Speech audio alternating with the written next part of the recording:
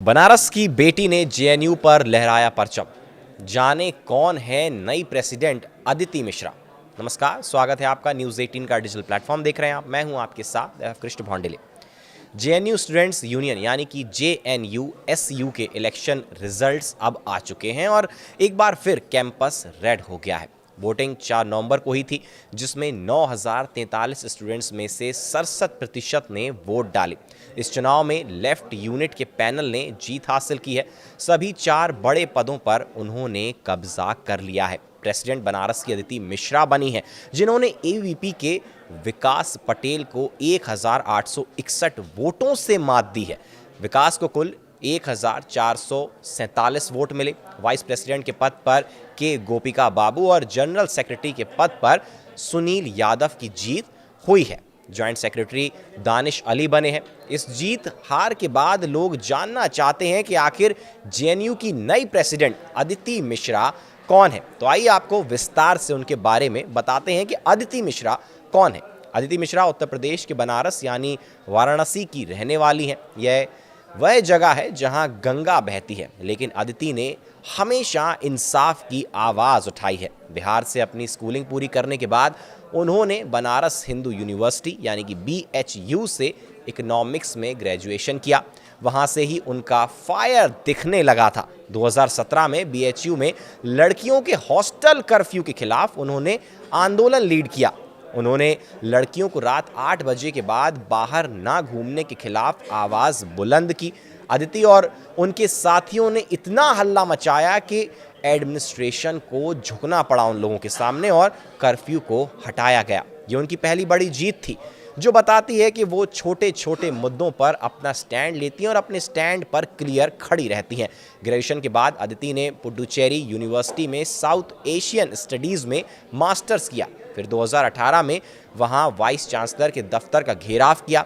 मुद्दा था स्टूडेंट्स के राइट्स का।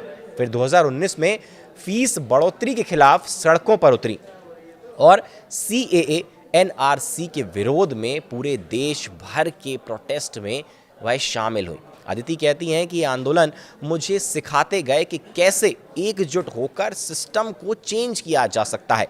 2020 में वो हाशिए पर रहने वाले स्टूडेंट्स जैसे दलित, आदिवासी या ट्रांसजेंडर के हक के लिए आवाज़ उठाती रहीं। आजकल वो जेएनयू के स्कूल ऑफ इंटरनेशनल स्टडीज़ में centre for comparative politics and political theory यानी कि CCPPT से PhD कर रही हैं। उनका रिसर्च टॉपिक है उत्तर प्रदेश में 2012 से महिलाओं पर जेंडर्ड वायलेंस के खिलाफ रेजिस्टेंस। मतलब वह किताबों में भी उसी फाइट को कंटिन्यू कर रही हैं जो स्ट्रीट पर लड़ती नजर आई थी। Aditi all India students association यानी कि AISA से जुड़ी हैं, जो लेफ्ट यूनिट का बड़ा हिस्सा है।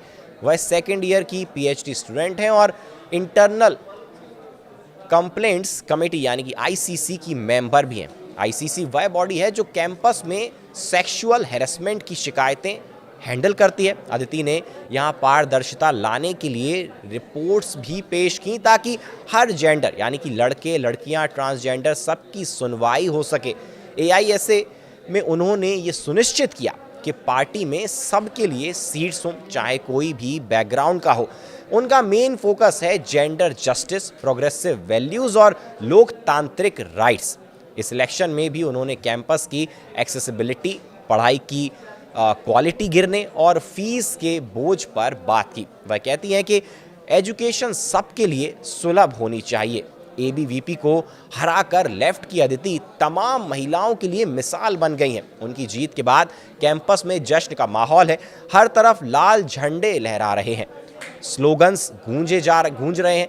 लेकिन अदिति की स्टोरी बताती है कि ये लीडरशिप रातों रात नहीं बनी है। ये सालों साल की मेहनत है, सड़क की लड़ाई और स्टूडेंट्स के साथ कंधे से कंधा मिलाकर चलने का नतीजा है। तो अदिति जेएनयू की नई प्रेसिडेंट बन गई हैं। अपने इस छोटे से वीडियो में हमने उनकी पूरी कहानी बताने की कोशिश की है। फिलहाल के लिए हमारे साथ इस वीडियो में बने रहने के लिए आपका बहुत बहुत शुक्रिया, धन्यवाद।